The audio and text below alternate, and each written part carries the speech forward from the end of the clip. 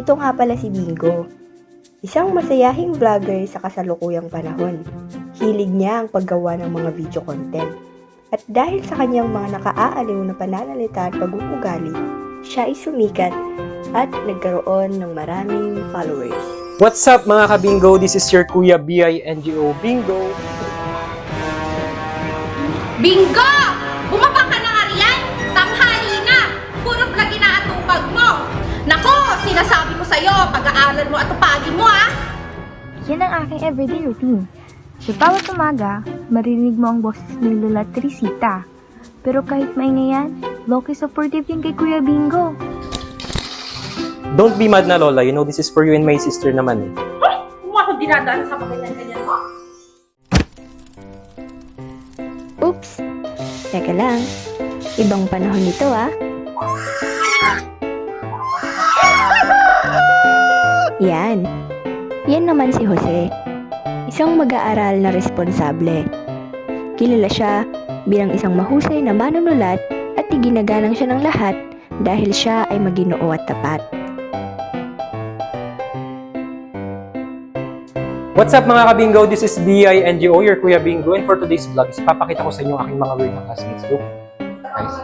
And also guys, napadpad dito sa classroom namin, itong mga anak ni Dr. Jose Rizal. Look oh, hey Dr. Jose Rizal's daughters. Look at here oh. Paumanhin Ginoo, ngunit wala kaming panahon sa'yo. Guys, what's paumanhin? Comment down below. Okay? Pwede ba sa iba ka na lang manggulog dito o mayroon kasi kami ginagawa? Grabe guys no? So intimidating naman yung mga daughters of Dr. Jose Rizal. And also guys, may papakita pa ako sa inyo sa labas. Okay? Ano ito mamaya? Hey, look guys, oh, this is so annoying, di ba? So stupid.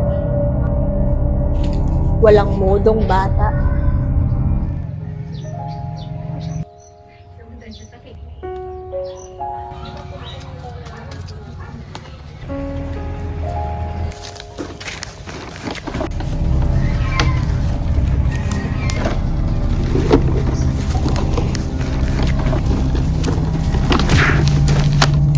Paumanhin Ginang, nasaktan po ba kayo? Ayos lang yung Ginoo, salamat sa pag-aalala. Sandali! Sandali lang Ginoo. Hindi ba't ikaw yung tanyag na manunulat? Tagahanga mo ako! Ganun po ba? Salamat po. Matanong ko lang Ginoo, hindi ka ba nagsasawa sa mga sinusulat mo? Ayaw mo ba ng mga pagbabago, ganon?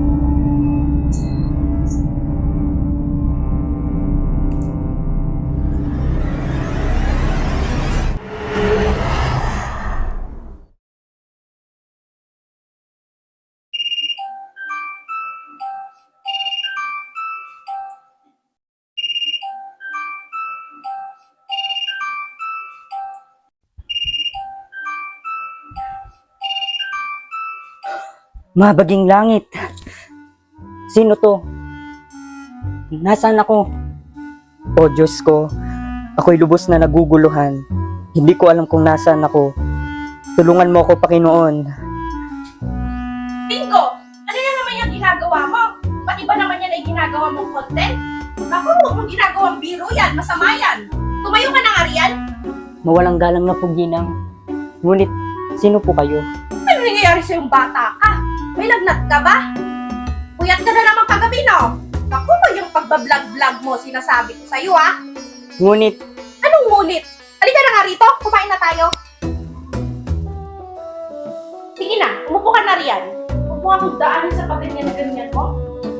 ngunit Ginang, hindi ko po kayo kilala.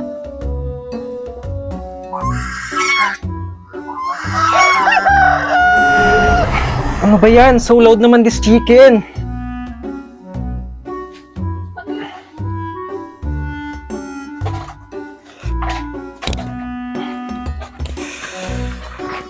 Where's my camera? Teka, nasaan ba ako? Anong lugar ba ito? Oh, ikay gising na pala, Jose, anak. Jose? Who's Jose? And sino ka? Ano ba yung miniwika mo, anak? Hindi kita lubos na maunawaan. Siya nga pala, kamusta na bang nobelang yung sinusulat? Nobela? What's nobela? Ay, Diyos ko, kulang ka lang yan sa tulog.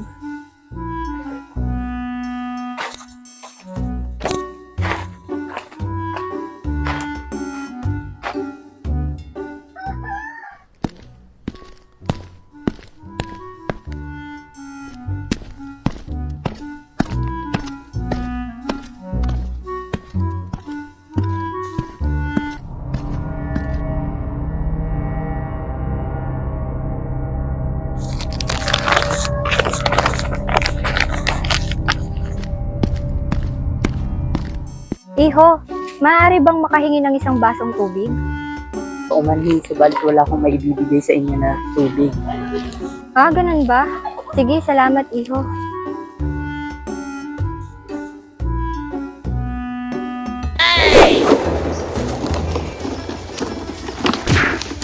Tabahan mo ko! Matanong ko lang, Ginoo. Hindi ka ba nagsasawa sa mga sinusulat mo? Ayaw mo ba ng mga pagbabago, ganon? Sandali lang, Ginang. At doon na nga ipinaliwanag ng ermitanyo kay Jose ang kanyang sitwasyon. Nasaan ba ako? Nasaan ba ako?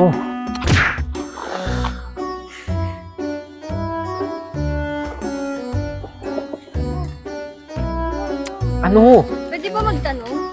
Alam mo ba kung saan nakatira ang punong gobernador? Hindi. Teka. Di ba ikaw yung kahapon? Ano ito mamaya? Ay, look guys, oh, this is so annoying, di ba? So stupid.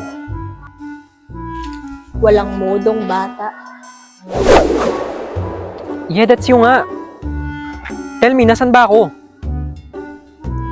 At ipinaliwanag na nga ng ermitanyo kay Bingo ang kanyang sitwasyon.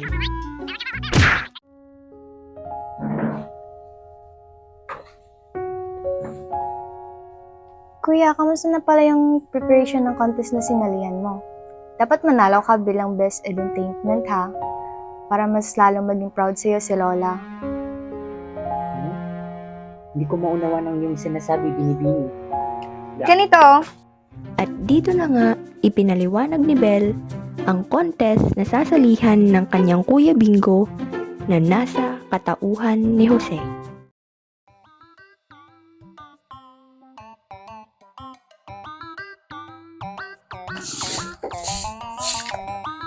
Si anak, sa susunod na araw na pa lang yung pagsali sa patimpalak sa pagsulat ng nobela. Alam kong gustong-gusto mong magwagi roon. Kaya pagbutihin mo, anak, ha?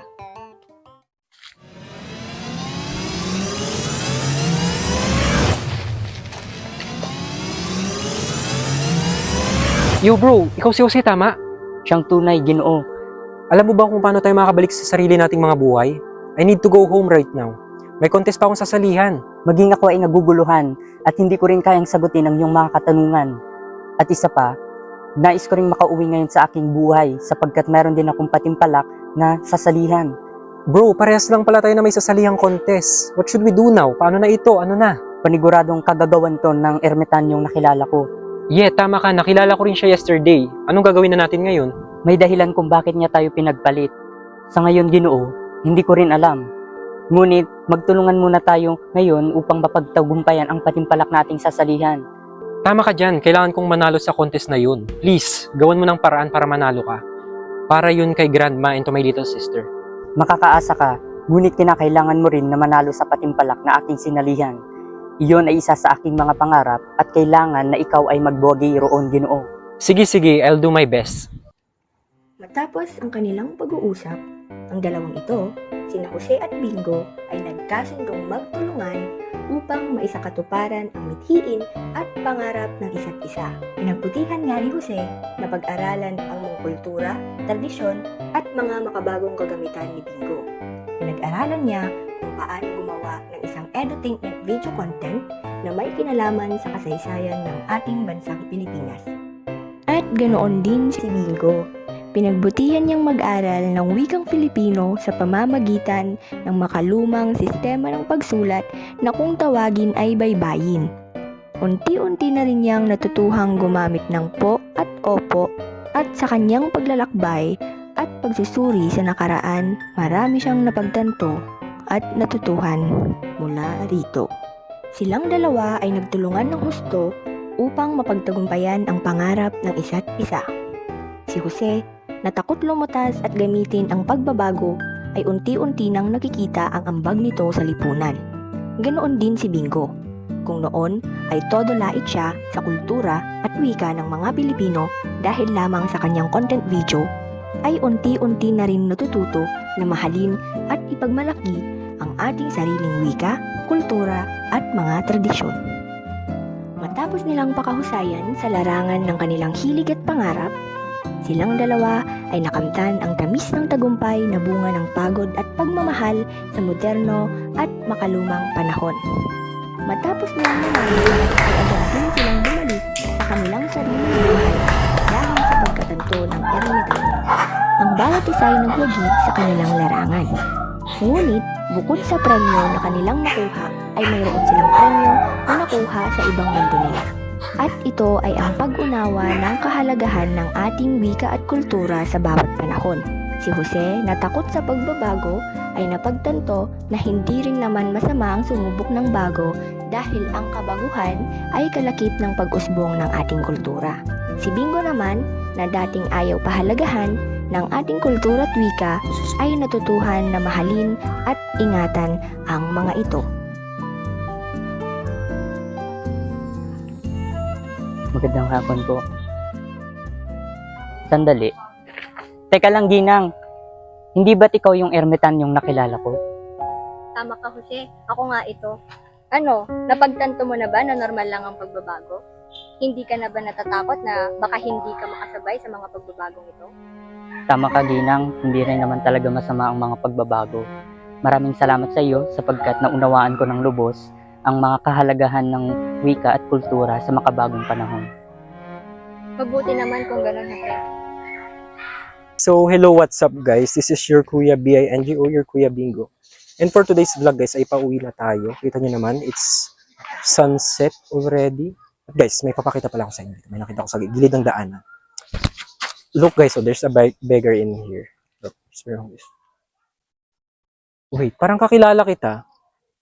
Di ba ikaw yung ermitanyo? Yung nagpalit sa amin? Ikaw nga!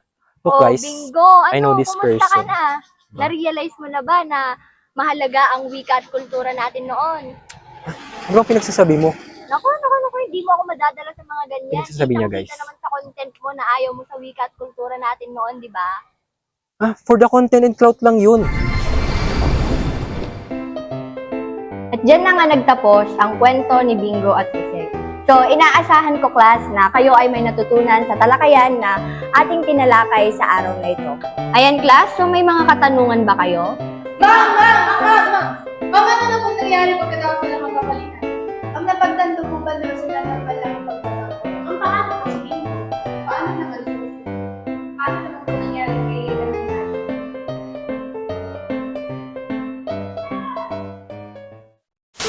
Pag-aaral mo at tupagin mo.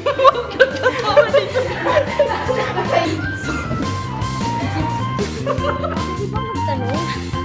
Kilala mo ba ako? Ay, kilala mo. Maunawaan. Nako!